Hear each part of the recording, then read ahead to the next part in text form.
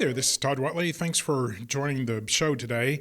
Yeah, we're in a little bit of a different studio today, but today I want to talk about something that I think is extremely important, is something that affects 70% of everyone and something that you don't plan for, okay? You don't want to think about, and people who really should be looking out for you are not doing their job, I think, and not looking out for you. So stick with me real quick, okay? So this is the $300,000 risk most financial plans ignore, all right? So here's the reality. There is something in your future that has a 70% chance of occurring and could easily cost you $300,000, okay? We have insurance on our homes. You know, sometimes homes are $300, $400, $600, $1 million. We have insurance to cover something that might happen less than, I think, 3%. 3% of homes catch on fire each year, okay? But we have insurance for that. We have car insurance that you're still, I think, well under about 6% chance of having a car wreck causing some harm, which is nowhere near $300,000. But you're at about 6%, but we have to have insurance for this.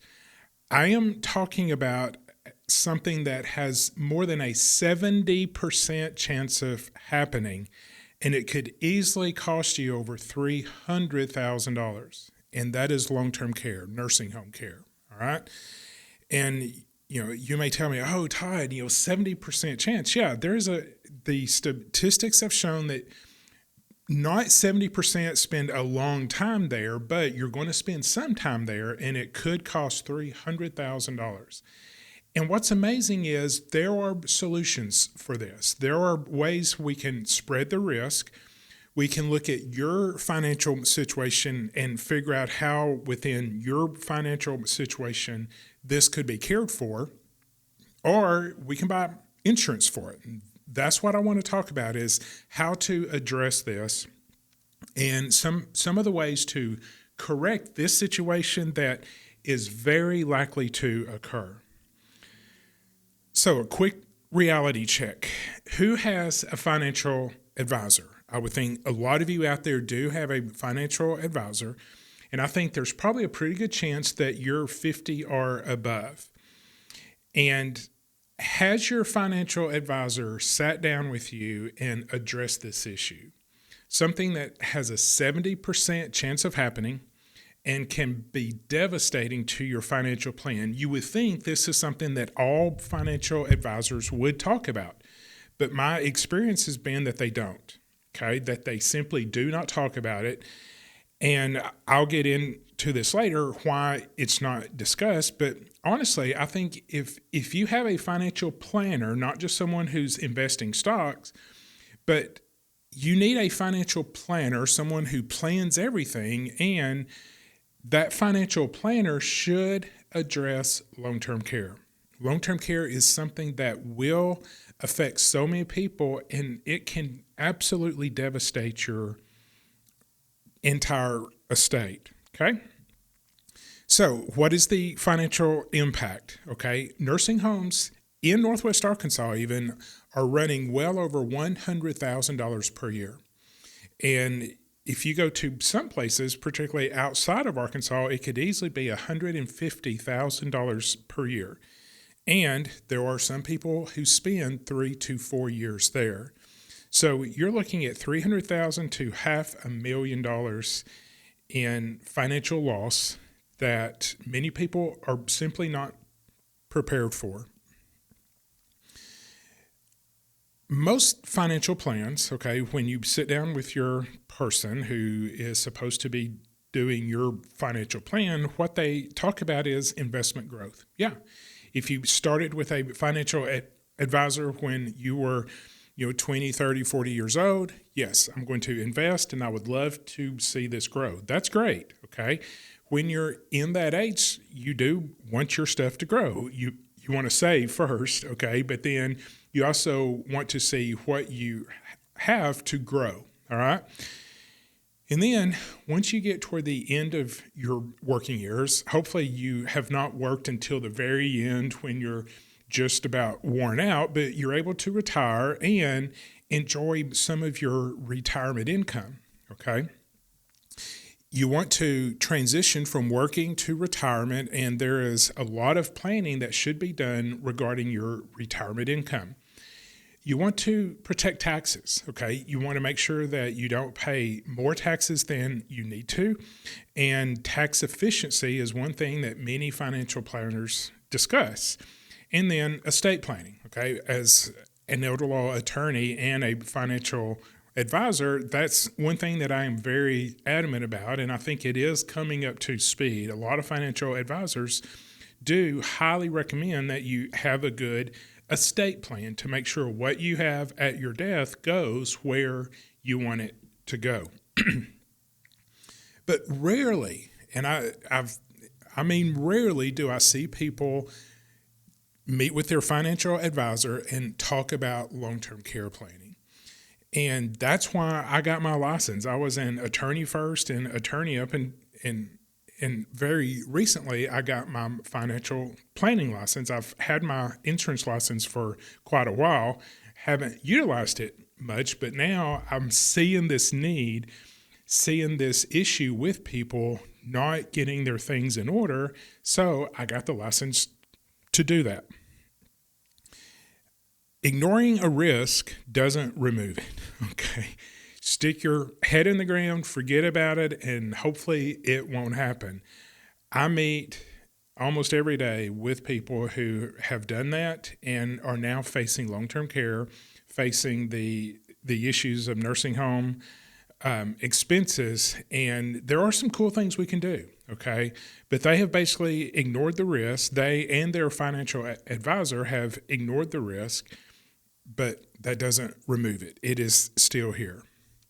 So why do advisors avoid long-term care? Okay, so many times they just don't bring it up. Number one, it's uncomfortable. No one wants to talk about going to the nursing home. No one wants to think about that and deal with that. But I'm telling you, it is so much better to think of it beforehand, plan on it beforehand, than having to deal with it in a crisis. I can do some really cool things in a crisis. I do that every day, okay? And I work with people who are looking at nursing home right now. They've done no planning. I can do some pretty cool things, but it is uncomfortable, okay? It is complex to understand how your situation fits within the long-term care process, the Medicaid process. There are some people who don't need long-term care insurance, okay? But there are people who do. And then again, once you get way up in value, you don't need it. You may want it, but you have enough assets that $9,000 or $10,000 or $12,000 a month's really not going to bother you, okay? There's not a lot of people in that situation, but there are people, particularly in the lower asset level, they really don't need long-term care insurance. But knowing how that affects different asset levels is complex, and a lot of financial planners don't understand how that works. Sometimes financial planners do not have an insurance license, and so they don't make any money if you need insurance, and so they don't talk about what they can't make money from, okay? Totally honest, totally legitimate issue that so many times they're not going to sell you something that they can't make money from. That's why I went and got my license, so that I could bring this up, could discuss it, and help people do it, and therefore help them and help my office. And many times insurance products just don't fit within their compensation model. Many financial planners get paid by assets under management, meaning the money that they are advising for someone, that's how they get paid. They don't get paid for insurance. They don't get paid, like I've said before, if they're not licensed to do it, they just won't send it out. And if it doesn't fit within their compensation model, it's not what they do every day, and therefore they may just not think about it. Okay. So how do you pay for long-term care? There are basically three ways. Number one, you can write a check. Every single month, you write a check for $9,000, $10,000, $12,000 a month. Okay. You are depleting your funds, and you are doing that until you're basically out of money. And I want to pause right here quickly that back on the attorney side of what I do, the Medicaid planning side of what I do, is I work with families who are paying privately for the nursing home. And I will tell you, this may not affect you, but it could affect people that you know. That if you know someone who is privately paying for the nursing home, they need to call me. There are some people that I can't fix that. I can't get them to not pay privately. But the vast majority, I would say 98% of everyone that I have met who is paying privately, we're able to help them. The Medicaid rules are actually very generous to someone who is paying privately. We can protect assets. The rules allow us to do that. The second option is Medicaid, okay? I get people qualified for Medicaid, and some people who don't come see me spend all of their money, become broke, and then qualify for Medicaid. And then the third way is insurance, or also known as a risk transfer. We're able to transfer the risk of long-term care to an insurance company and not to you. So that's the three main ways to pay for long-term care. All right, self-funding, okay? It happens. And like I said, in a crisis, I can get someone qualified. But then how we do that with a married couple is we get the money from both of them to just the couple, or from the couple to just the individual not in the nursing home, okay? Let me say that again. I'm able to get the money from being owned by husband and or wife to the spouse not in the nursing home. So therefore, we can get this person qualified. Now, this other spouse has all the money. When they need long-term care, that's going to be a problem, and we're going to lose a substantial amount of money to get them qualified. They are going to have to pay out of pocket a substantial part of their money. I can't stop that, okay? And therefore, that spouse not in the nursing home, their lifestyle goes down. They have problems. It becomes an issue, okay? Medicaid, okay? Medicaid is there, and it is much more generous than people think about, okay? Medicaid comes in when you qualify. It's not just for poor people, okay? You do have to do things with your assets. You do have to arrange your assets. Like with a married couple, I can get a married couple qualified for Medicaid with upwards of $1.5 million. The rules are there. They allow us to do that. We can do that based on the Medicaid rules, federal law, Arkansas rules, and how that lines up. I can get someone with almost $1.5 million onto Medicaid unless they are 85 and above, okay? I can still get like hundreds of thousands to $1 million, even for someone in their 80s, possibly 90s. I can make those work, but it's still, we're having to work around, rearrange assets, give away assets, do things with your assets that you may not want to do, okay? And there is a 5-year look back. We can work within that. And particularly with assisted living, you're going to have to pick certain facilities that do take Medicaid. Not all assisted living places take Medicaid. And so it is going to affect which place you can go to. Not for nursing homes, but just for assisted living. So how does insurance help? Okay, long-term care insurance, there are some really cool plans out there now that allow you to buy the policy, and you or your family will get your money back. Okay, so the old-fashioned long-term care insurance where you just pay and pay and pay, and you may never get it back if you never go into the nursing home. There are still those policies, but there's some newer policies that I will talk about after the break that you will get your money back, okay? This gives you much more freedom, much more flexibility, all right? So we're going to take a quick break. When we come back, we will talk about the plans and why they're dang it, and why they're not discussed.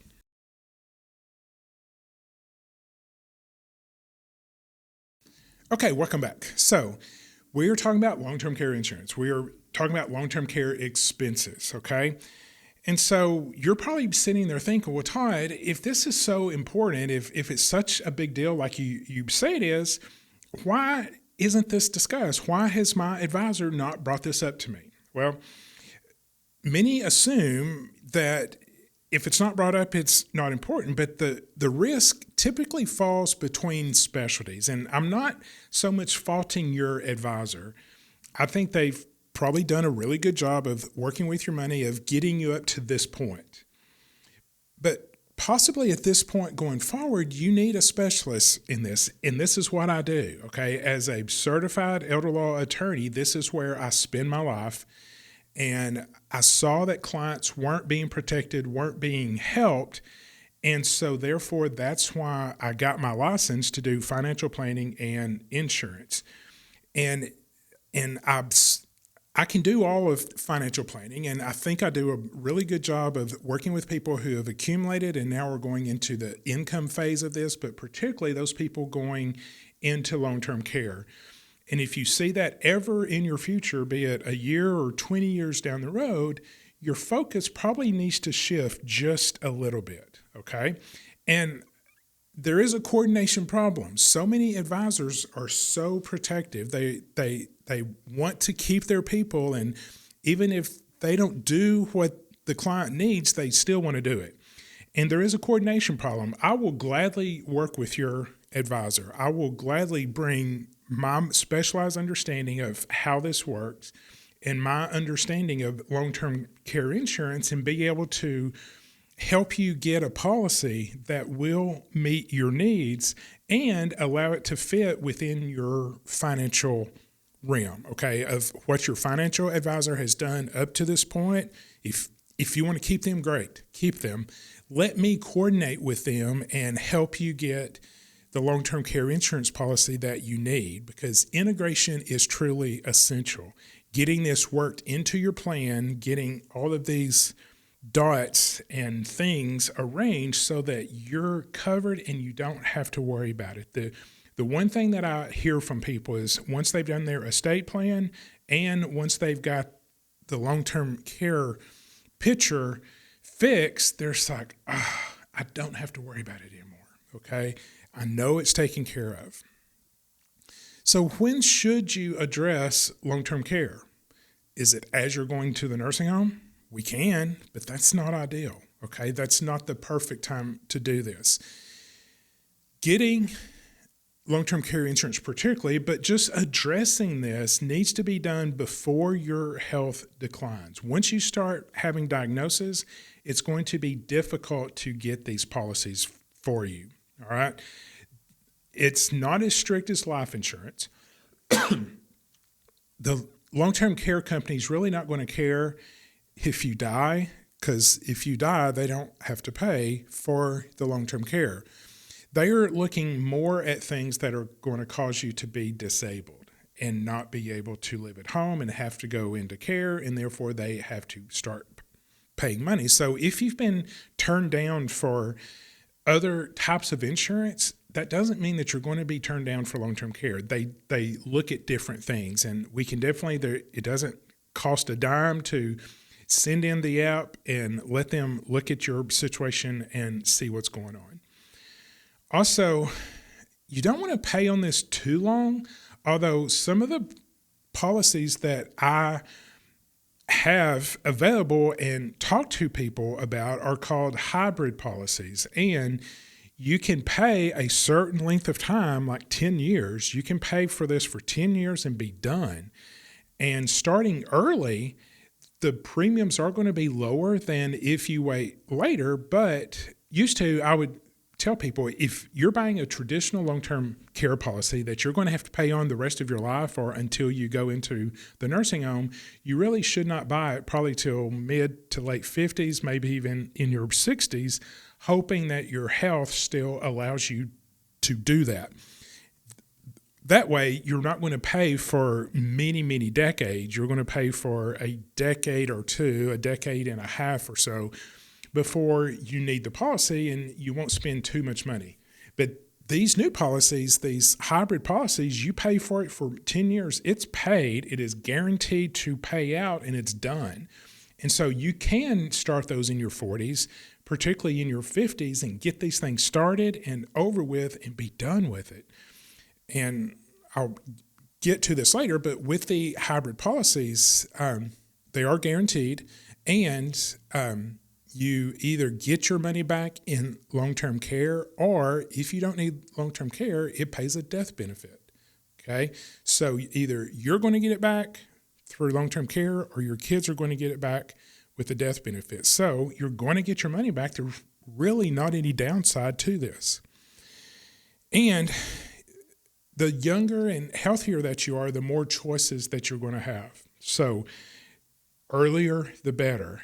Before your health declines, before premiums go up substantially, once you get into your late 60s, 70s, premiums are going to go up quite a bit.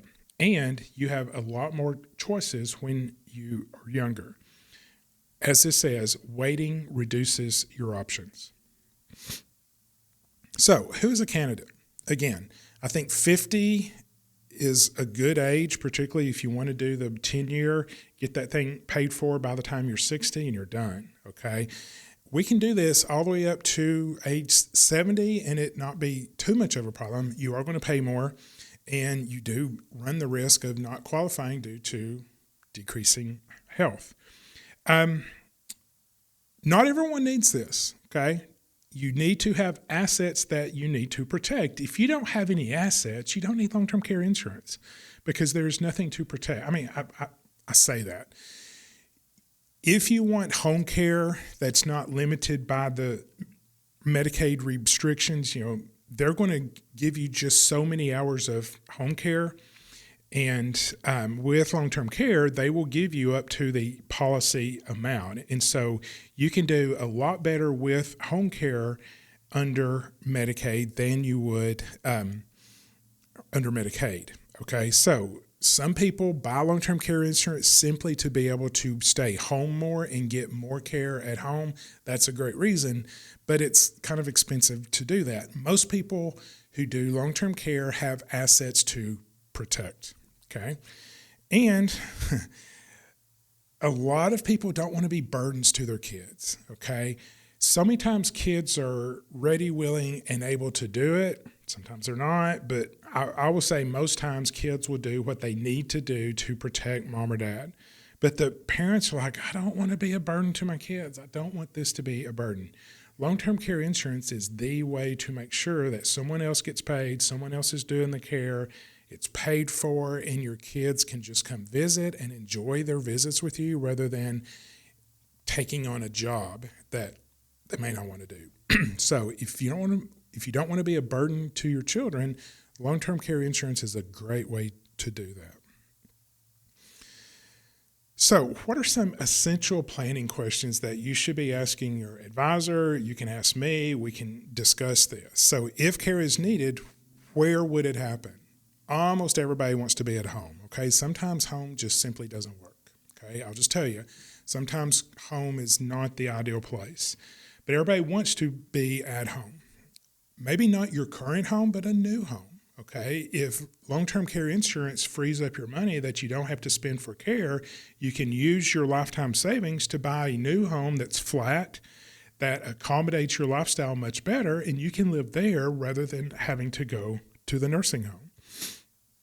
Who's going to coordinate the care? Most long-term care policies have a care coordinator involved so that they can get you the care that you need. Okay? How is this going to be funded?